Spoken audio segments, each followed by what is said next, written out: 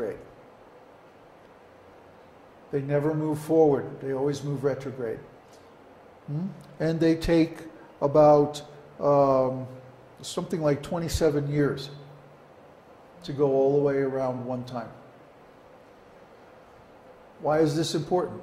Because Rahu and Ketu, or the lunar nodes, are treated as planets in Vedic astrology, and they're very powerful planets. Rahu gives the result of previous karma, and Ketu can give liberation. Can also drive you crazy. So it depends on how they're located or aspected in the chart, what their effects are. But their effects are very subtle because they're subtle planets. There's no physical body at these locations. It's when a certain lineup occurs. Just like some people criticize our 2012 theory because they say, well, there's nothing there. It's just a lineup of the galactic center and the Earth and the Sun and the winter solstice. There's nothing there. Huh? But wait a minute. Lineups are important because lineups are what create eclipses. Lineups are what creates the nodes of the moon. And any experienced astrologer knows that the nodes of the moon have a very profound effect in the chart. So if those lineups matter, then other lineups are going to matter too. This diagram shows the difference between the lunar cycles or lunar months and the solar cycles or solar months. This is the year 2006, and these are the dates, approximately every 2 days throughout the month. And these are the months of 2006. So we can see that, for example, the full moon occurs on a different day of each month, each solar month. Since this chart is based on the date of the solar month, we see that the full moon moves through different dates. Why? Because a lunar month is shorter than a solar month. There's approximately 12.7 lunar months in a solar year. So every few years there needs to be an adjustment to sort things out. The lunar year is a synodic lunar year. In other words, measured from one full moon to the next full moon.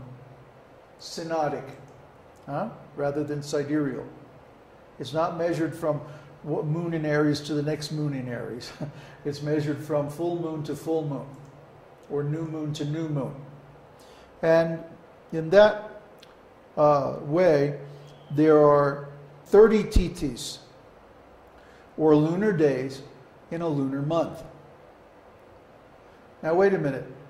The lunar month takes, what did we say, 29 point something days? 29.5 approximately. So there's 30 lunar days in a month, but there's only 29 solar days in the moon's month. So what does that mean? That means that a tithi and a day are not the same thing. Okay? And we'll get into exactly the differences later on. So there are 360 tithis, or lunar days, in a lunar year. So this works out to about 354 solar days, about 11 days shorter than a solar year of 365 days.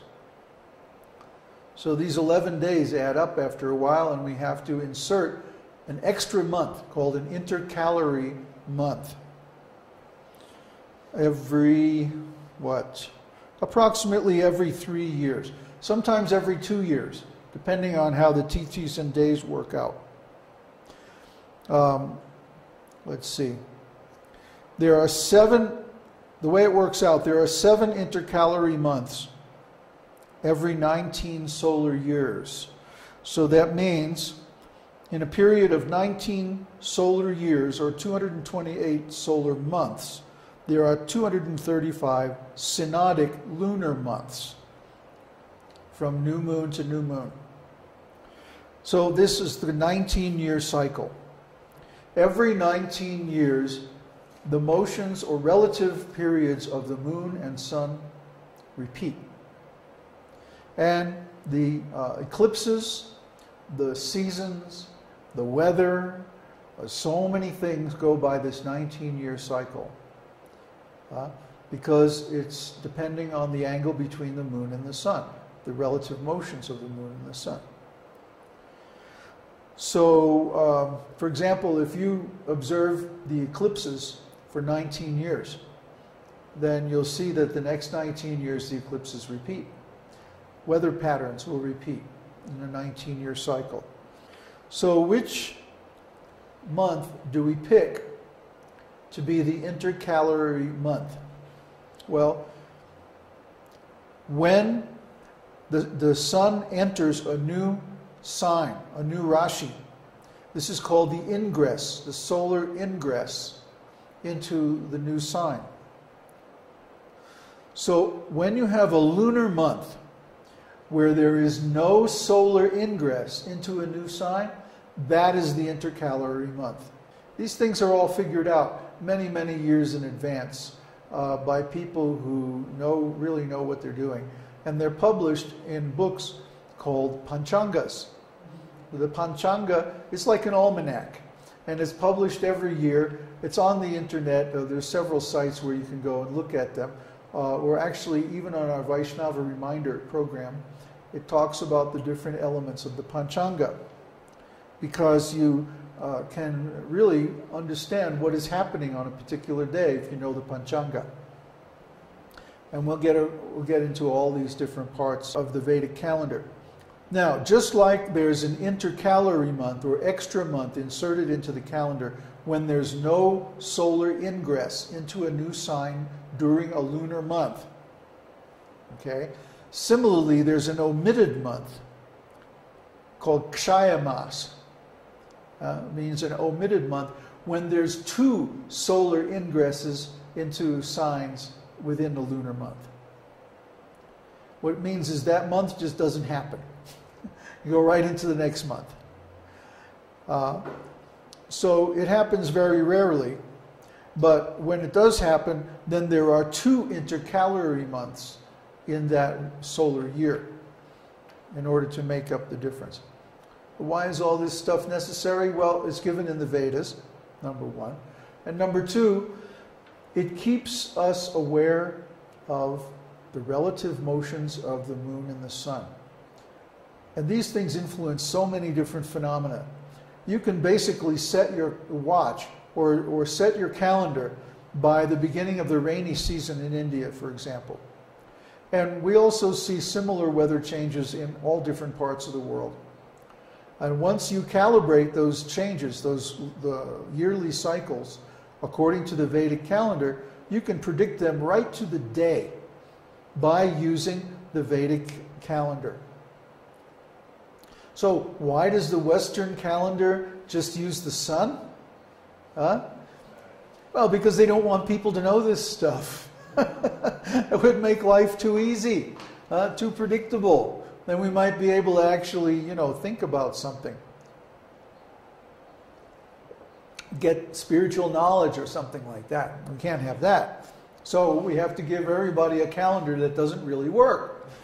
Then they'll always be confused, and they'll never be able to predict what's coming next. Yes. Anyway, that's the way the demons think. So let's see, there's a couple of more pieces that we need here. A paksha. A paksha means a fortnight. Yes. Old British word, fortnight.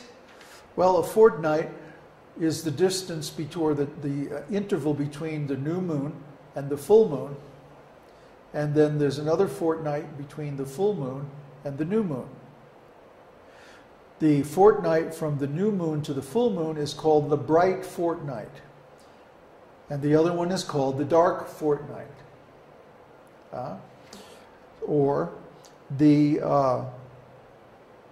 Shukla Paksha, the bright fortnight, and the Krishna Paksha, the dark fortnight. Krishna likes that Krishna Paksha. He gets to sneak out and meet the gopis, and nobody can see what they're doing because there's no moon. Anyway, so some other terms are Purnima. Purnima means full moon. And Amavasya. Amavasya means new moon. So between the new moon, Amavasya, and the full moon, Purnima, is the Shukla Paksha, or the bright fortnight. And between the Purnima and the Amavasya, which fortnight is that? Krishna